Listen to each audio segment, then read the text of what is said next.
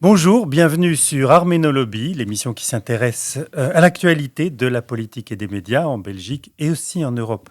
Alors, on a une actualité chargée concernant Arménologie cette semaine, ou dans ces dernières semaines, mais aujourd'hui, je voudrais vous parler tout particulièrement d'un événement récent et très important, d'un événement qui nous concerne et qu'on peut considérer comme l'aboutissement d'un grand nombre de discussions que nous avons eues ces derniers mois, du travail d'un grand nombre de personnes à qui nous avons parlé ces derniers mois. Et je veux parler bien évidemment de la visite de Hadja Labib, la ministre belge des Affaires étrangères, en Arménie. Alors cette visite, elle a eu lieu le 22 août dernier.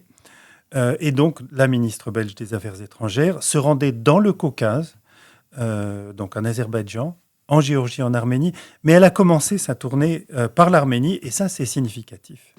Il s'agit de la première visite d'un ministre des Affaires étrangères belge en Arménie depuis 8 ans. À Yerevan, Hadja Labib s'est rendu au mémorial du génocide, ainsi qu'à la Maison du Soldat, un centre de rééducation des soldats blessés à la guerre, et c'est un centre auquel la Belgique a apporté un financement. Bien entendu, l'essentiel de la visite était ailleurs. Ce type de visite consiste essentiellement en un tour d'horizon destiné à faire le point de la collaboration entre les deux pays dans tous les domaines, commercial, économique, politique, humanitaire, académique et culturel notamment. La rencontre est alors suivie d'une conférence de presse où la ministre a fait plusieurs déclarations mémorables. La plus significative de ces annonces est sans doute l'annonce officielle de l'ouverture d'une ambassade de Belgique en Arménie et de la nomination d'un ambassadeur. Une fois qu'elle sera opérationnelle, cette ambassade entraînera mécaniquement une plus grande implication de la Belgique en Arménie et aussi, il faut le dire, une meilleure information du gouvernement belge au sujet du pays. Dans son intervention, la ministre a d'ailleurs souligné le rôle de la communauté des Arméniens de Belgique. S'agissant de l'ambassade, elle parle d'un geste fort, et là je la cite, elle parle d'un geste fort attendu par les Arméniens de Belgique. Fin de citation. Elle fait ainsi référence, avec élégance, à la démarche de la communauté demandant l'ouverture d'une ambassade. Hadja Labib déclare encore, d'emblée, lors de sa conférence de presse, je la cite, « Nous avons l'immense chance de compter en Belgique une diaspora arménienne de 30 000 personnes. Certains y sont nés, grandissent dans notre pays et y fondent une famille. Ils sont toutes et tous fiers d'être arméniens et fiers d'être belges. » Fin de citation. Lors de la conférence de presse, la ministre et son homologue Ararat Mirzoyan ont insisté sur les relations bilatérales dans toutes ses dimensions, y compris une visite d'entrepreneurs belges organisée cet automne par la WEX, l'agence wallonne pour les exportations. Les discussions ont également porté sur l'action de l'Union européenne en Arménie ou encore sur les discussions récentes au Conseil de sécurité de l'ONU. Peu de détails sont généralement fournis sur le contenu de ce type de discussion. On n'annonce pas les décisions avant qu'elles soient prises et c'est assez normal. Alors bien sûr, la ministre a également parlé de la crise au Karabakh. Elle a exprimé, cela va de soi, son souhait que les négociations en cours aboutissent rapidement. Et elle a souligné l'importance de la présence européenne en Arménie, puisqu'on se rappellera qu'une mission d'observation de l'Union européenne est actuellement postée à la frontière avec l'Azerbaïdjan. Mais ce n'est pas cela qui a suscité la polémique. Hadja Labib a en effet déclaré aussi que, et là je cite, et ça va être une citation un petit peu plus longue, elle a déclaré que la Belgique est profondément préoccupée par la détérioration des conditions humanitaires dans la région du Haut-Karabakh. L'obstruction à la circulation et au commerce dans le couloir de la Chine ont eu un impact majeur sur les populations locales qui souffrent d'un manque d'accès à des biens de première nécessité et qui sont menacées par la famine et par la maladie. Cela m'a encore été confirmé durant ma rencontre ce matin avec le Comité international de la Croix-Rouge. Cette mise en danger de la vie des habitants n'est pas acceptable. La Belgique s'inscrit totalement, dit la ministre, dans la position adoptée par l'ensemble de l'Union européenne. Il incombe aux autorités azéries de garantir la sécurité et la liberté de circulation le long du couloir de la Chine afin que la crise ne s'aggrave pas.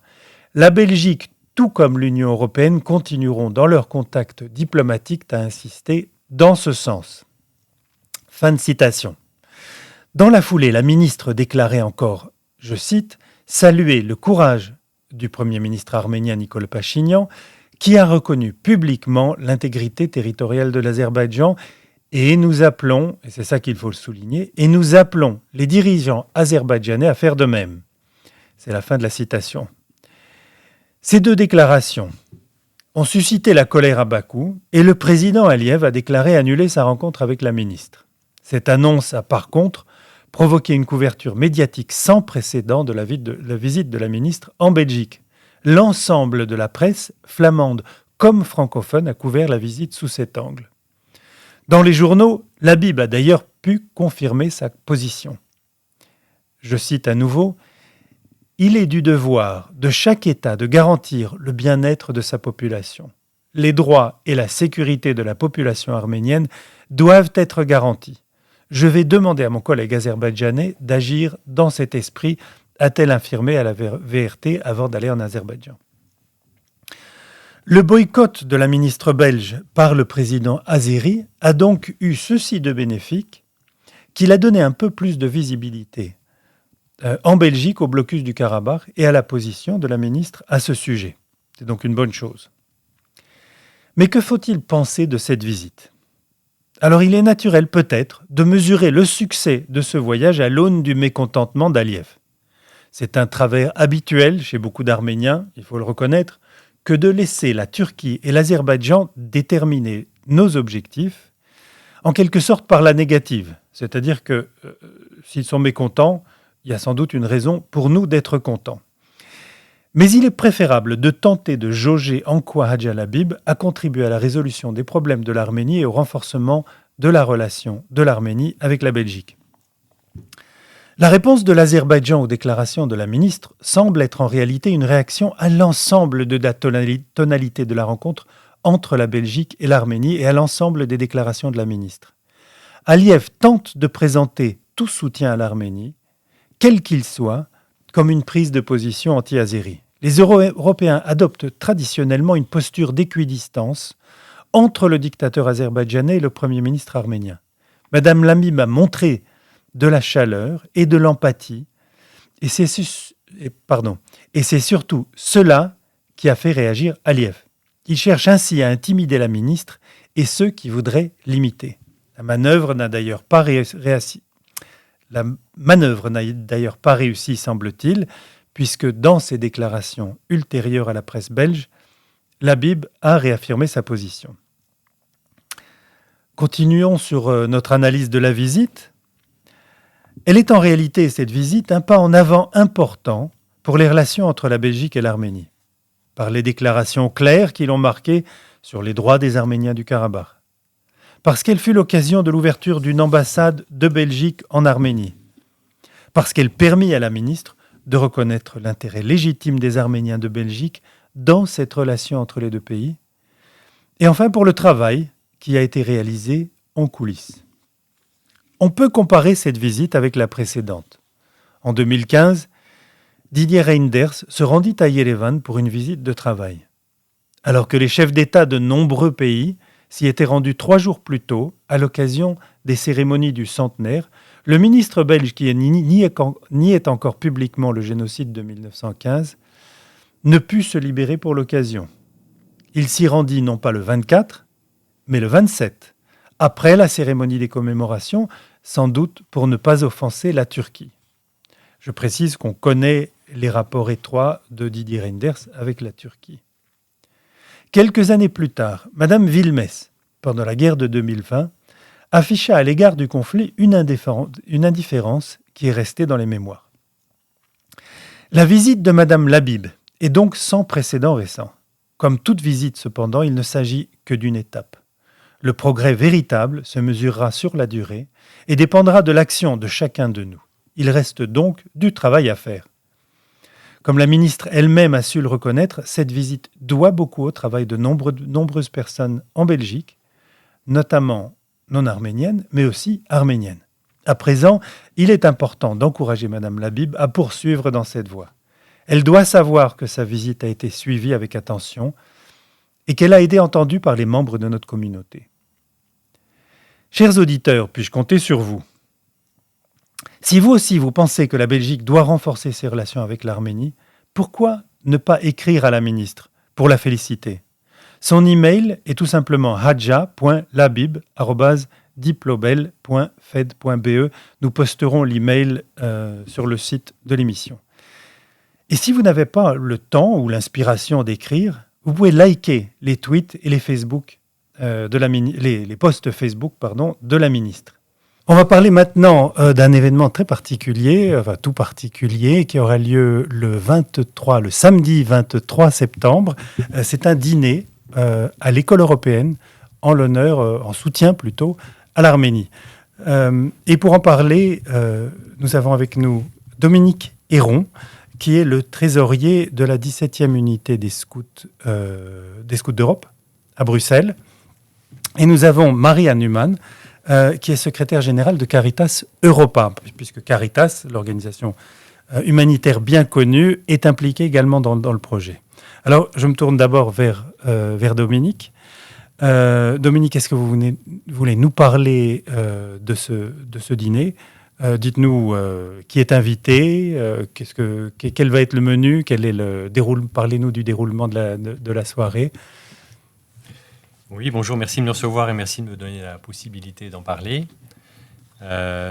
C'est un dîner solidaire, donc on appelle ça notre spaghetti dinner solidaire, qui est né tout simplement à la suite d'une précédente édition que nous avions faite l'année dernière pour l'Ukraine.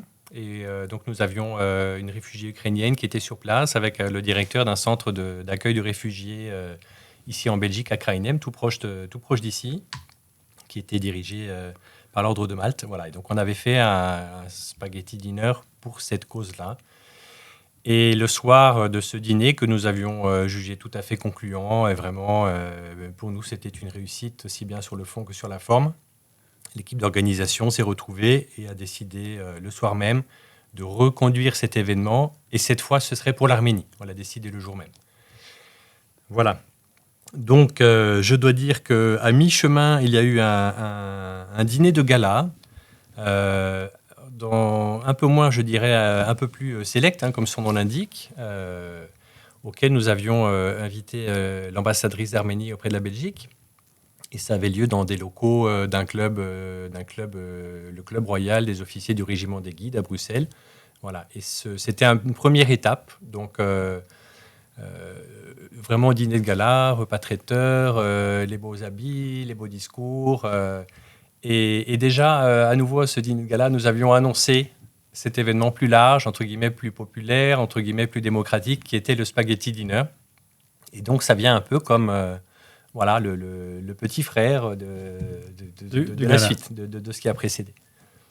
Voilà. Et alors, donc, ce sera des spaghettis au menu. Alors, si vous voulez être très concret, ce sera un menu très simple. On s'est dit, on va minimiser les frais pour optimiser le bénéfice. Mais en même temps, ce n'est pas un gala de charité à Washington à $5 000. Donc, c'est des prix très démocratiques. On est à 10 € par enfant, 15 € par adulte.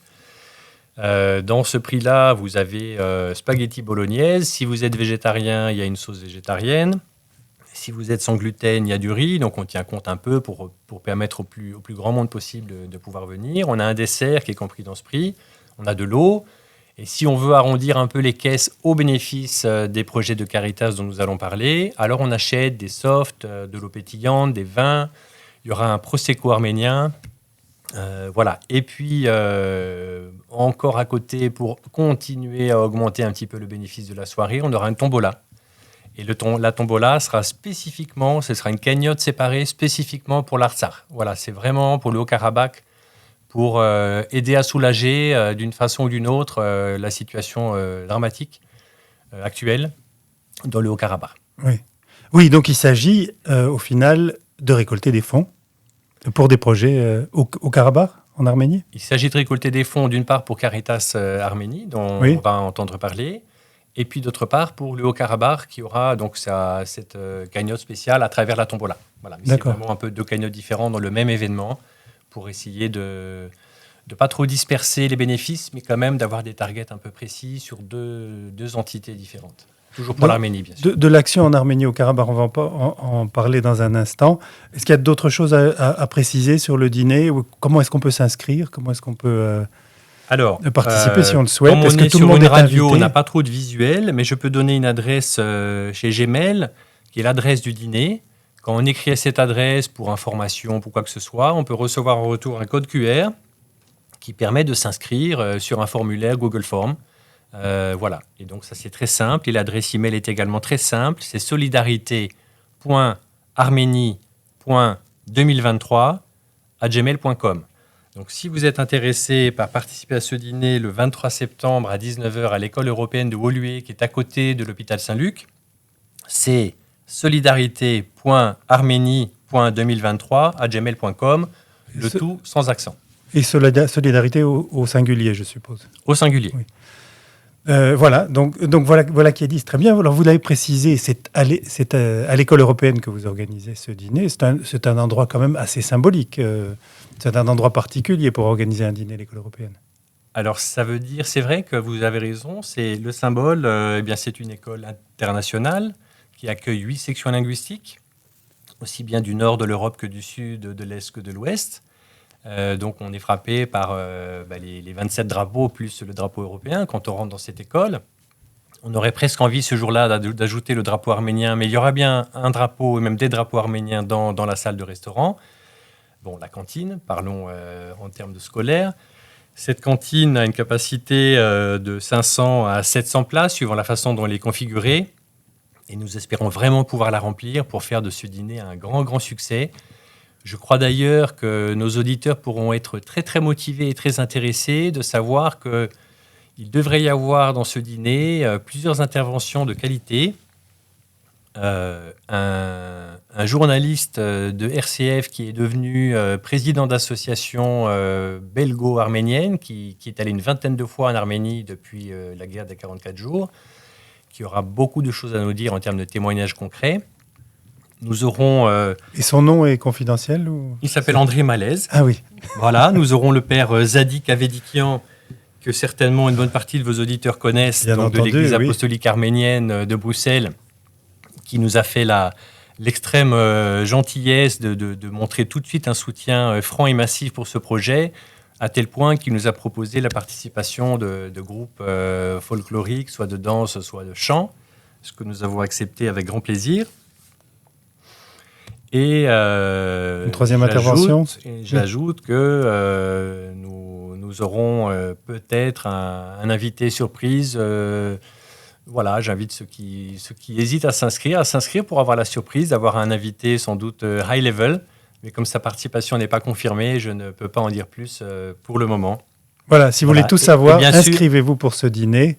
Et bien sûr, Marianne Iman de Caritas Europa, mais que nous allons entendre tout de suite, sera présente et pourra aussi partager son expérience et son retour de terrain après les 10 jours qu'elle vient de passer en Arménie en juillet. Voilà. Alors, effectivement, nous sommes impatients d'entendre Marianne Iman parler davantage des projets en Arménie, mais avant de le faire, je pense que nos auditeurs seront intrigués de savoir ce qui vous a donné l'idée de proposer à l'Arménie, au mouvement scout, pour organiser un dîner. Pourquoi l'Arménie et voilà, et qu'est-ce qui était dans leurs esprits lorsqu'ils ont accepté? Alors pourquoi l'Arménie ? Je dirais que l'Arménie, bon, c'est venu sans doute, je vais le dire en toute modestie, mais il faut bien que ce soit par quelqu'un que ça vienne, c'est venu par moi. J'ai été assez frappé par le film d'Henri Verneuil, Méric, qui est sorti en 1991, en 1991. Je pense que je l'ai vu l'année de sa sortie. On peut être frappé à double titre. D'abord, Henri Verneuil, après avoir fait 32 films, s'est dit cette année, je ne vais pas faire un 33e film, je vais écrire le livre de ma vie, de l'autobiographie, de sa vie et de celle de sa mère et de celle de ses tantes. Enfin, c'est une histoire tout à fait poignante. Et bien, Henri Verneuil s'appelait Achod Malakian, donc c'est doublement... c'est quand même étonnant de voir la capacité d'intégration d'un Arménien réfugié en 1921 à Marseille, dans le plus grand dénuement, qui devient français, comme j'allais dire comme vous et moi, en tout cas moi je suis français, d'une intégration, d'une capacité d'apporter à son pays d'accueil ce rayonnement cinématographique extraordinaire. Il a fait des films qui sont connus de tous, enfin d'un grand nombre, je ne vais pas les citer, mais j'ai dit qu'il en avait fait 32 avant d'écrire son livre. Il y a Le Clan des Siciliens, il y a Icône Icare, il y a Peur sur la ville, voilà, enfin il y a toute une série avec les plus grands acteurs français. Eh bien voilà, il est authentiquement arménien, authentiquement français, un grand homme de culture. Donc ça, c'est touchant. Et voilà, je pense qu'en tant que Français aussi, on a une relation particulière avec l'Arménie. Je pense que les Belges pourraient en dire autant pour d'autres raisons que je connais, mais ce n'est pas à moi de les développer. Voilà. Et ce lien-là, alors ça, c'est une première chose, parce que ce film mettait en lumière la tragédie arménienne, évidemment, la tragédie du génocide, d'une façon totalement poignante, très très personnelle, puisque c'est à travers le regard d'un petit garçon qui se souvient, etc., qui grandit. Et je pense qu'alors j'avais toujours gardé quelque part, pour moi, cette idée-là d'un attachement pour l'Arménie. Il y a une forme de compassion, de connaissance de ce drame incroyable qui a été vécu par les Arméniens. Et quand, dans l'actualité plus récente, on voit que l'Arménie est encore soumise à des difficultés incroyables, enfin, on s'est dit... est-ce qu'on ne peut pas les laisser tranquilles et d'une part, et d'autre part, comment est-ce qu'on peut faire pour les aider? Voilà, donc c'est un petit peu ça qui a fait que je pense que c'est ressorti un petit peu, sans doute à la faveur d'intervention de François-Xavier Bellamy, le député européen qui est donc chef de la fraction française du Parti populaire européen, qui est le numéro 2 de son parti politique en France, les Républicains. Je ne veux pas faire de politique ici, mais je sais que voilà, il s'est vraiment engagé sur le terrain, au Parlement, dans ses écrits, à la télévision, à la radio. Et bon, comme je suis avec beaucoup d'intérêt et d'admiration ce qu'il fait, je pense que ça a fait une résurgence chez moi de tout ce qui m'avait habité depuis Méric, voilà. Et pour moi, c'était une évidence que le dîner suivant, ce serait l'Arménie. Oui. En ce qui nous concerne, vous pouvez faire de la politique ici. Hein. Notre émission est consacrée notamment à ces questions-là. Donc, on a interviewé beaucoup de députés, belges surtout. On n'a pas encore interviewé de députés français. Donc, n'hésitez pas. Voilà. Donc, voilà pour le dîner. Merci beaucoup pour ce témoignage. Je vais me tourner vers Marianne Humann, puisque le dîner est finalement... consacré à lever des fonds, en grande partie à lever des fonds. C'est un moment convivial, mais le prétexte est aussi lever des fonds pour les projets de Caritas en Arménie. Et donc, c'est l'occasion d'en entendre davantage parler. Et je crois que vous étiez récemment en Arménie, Maria. Oui, merci, tout à fait. J'ai été en Arménie mi-juillet et j'étais ravie.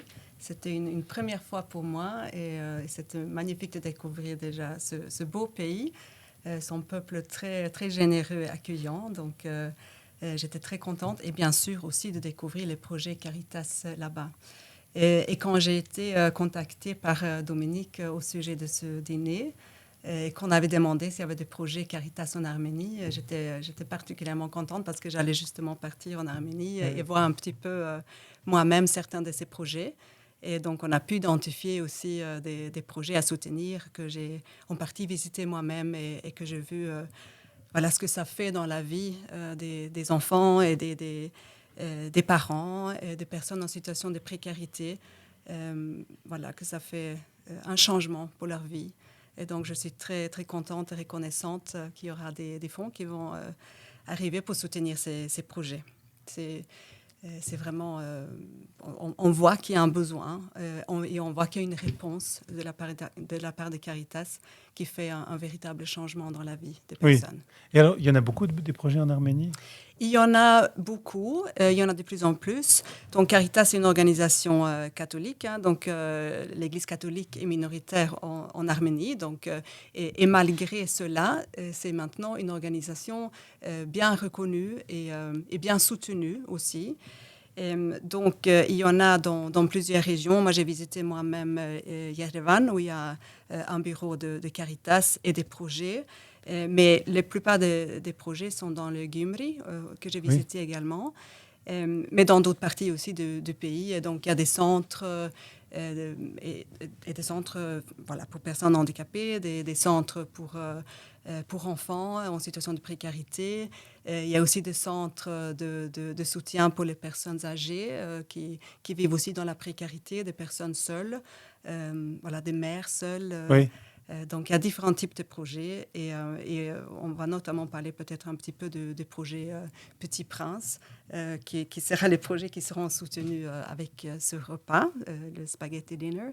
Et il y en a plusieurs aussi en Arménie. Ce sont des centres pluridisciplinaires pour soutenir les enfants en situation de précarité et leurs familles, parce qu'un enfant dans une situation difficile est souvent entouré d'une famille en situation difficile. Donc, c'est aussi pour soutenir les parents et pour les aider à sortir de cette situation et d'être accompagnés dans les moments un peu plus difficiles.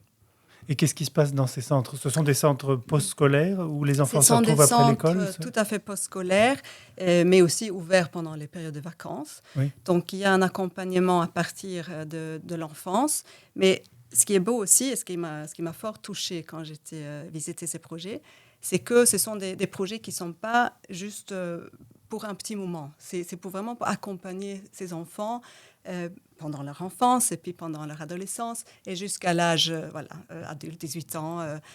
Donc, il y a comme ça un accompagnement individualisé d'un côté, avec une aide, que ce soit une aide avec les devoirs, une aide avec certaines personnes, ils ont des traumatismes, peut-être un accompagnement psychologique, un accompagnement des kinésithérapies, etc.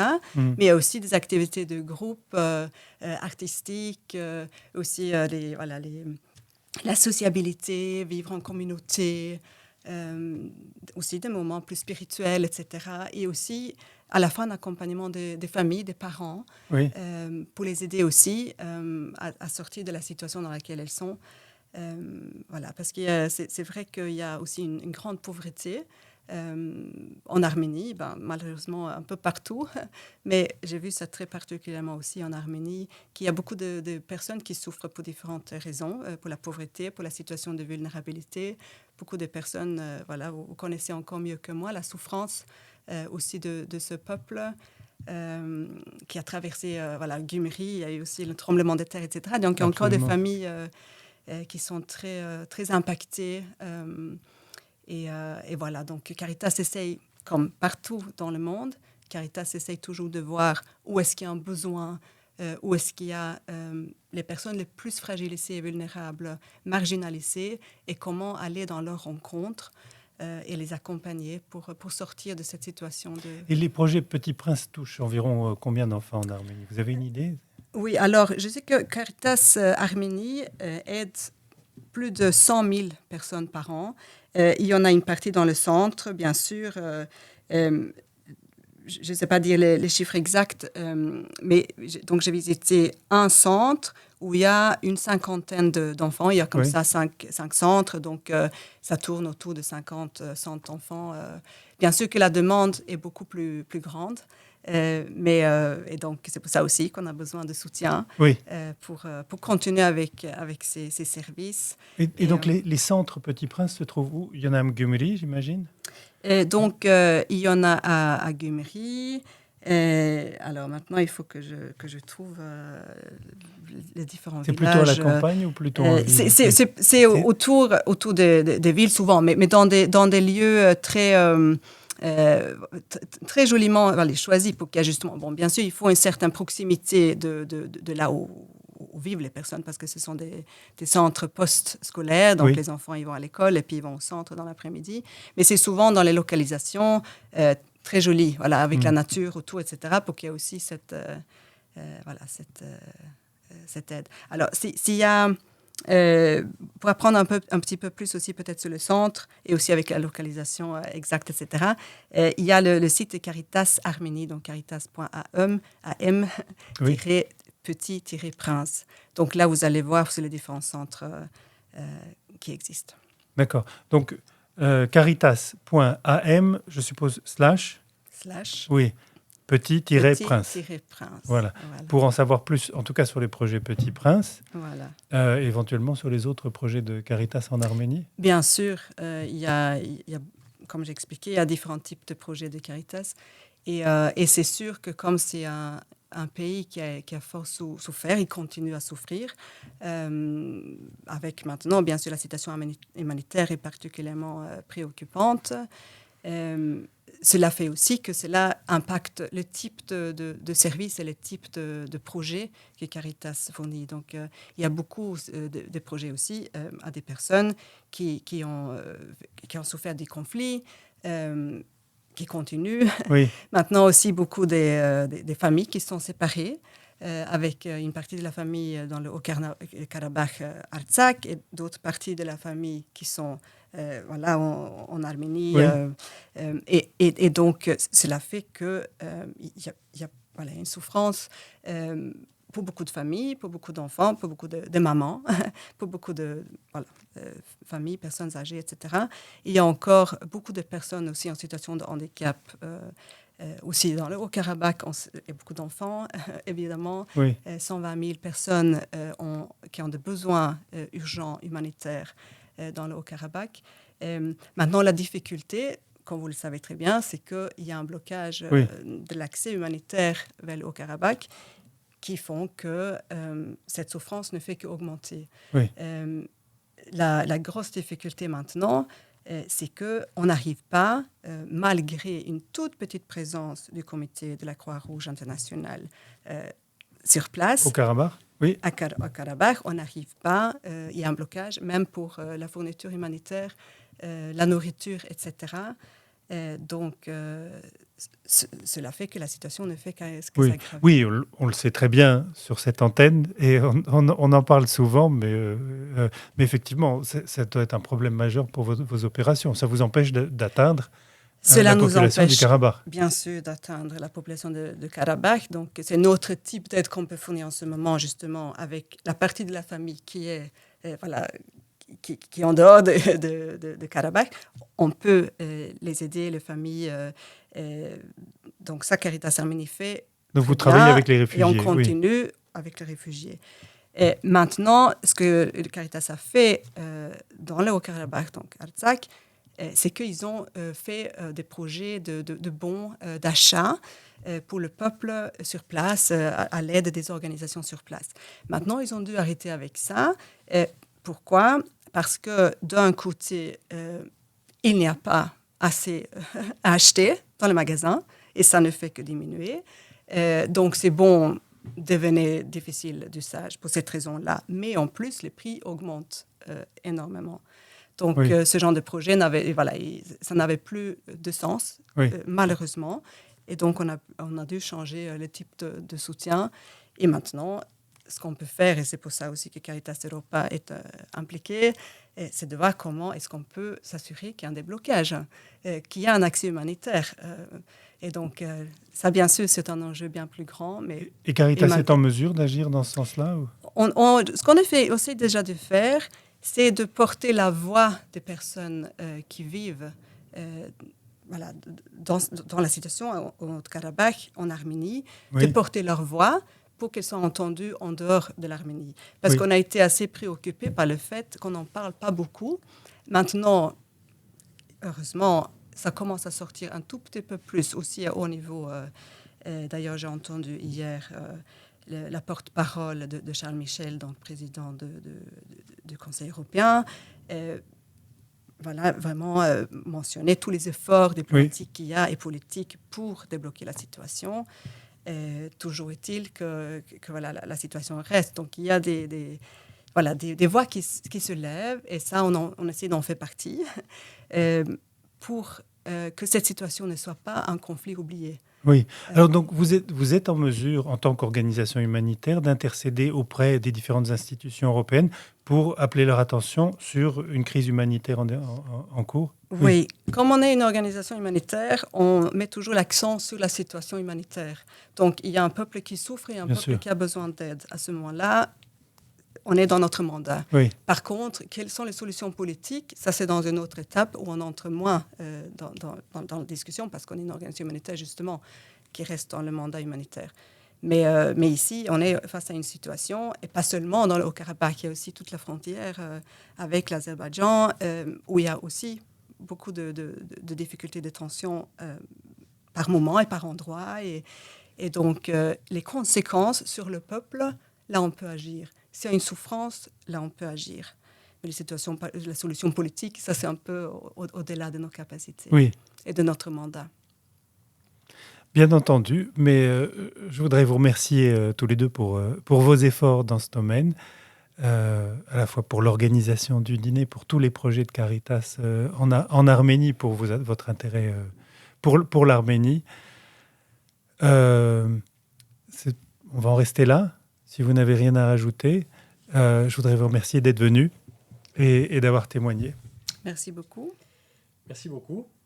Moi, j'étais venu avec, si vous me permettez un petit mot de conclusion. Oui, bien sûr. Avec un numéro spécial du Figaro Histoire sur l'Arménie, qui est encore du début de l'année 2023. Là, donc oui. Un très très beau numéro, dont le sous-titre est déjà très évocateur. Une nation à l'épreuve de l'histoire, la tragédie et l'espérance.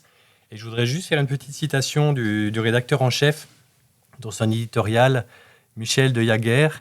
Il termine son éditorial de ce magnifique numéro consacré à l'Arménie avec cette phrase suivante qui porte aussi un peu l'organisation du repas spaghetti, paradoxalement, parce que c'est une phrase plus élevée. Moi, je vous parle de pâtes, mais en même temps parce qu'elle donne une perspective et que ça fait écho à ce que vient de dire Maria sur la possibilité d'aider, de rejoindre, d'alléger dans la mesure du possible la souffrance d'un peuple.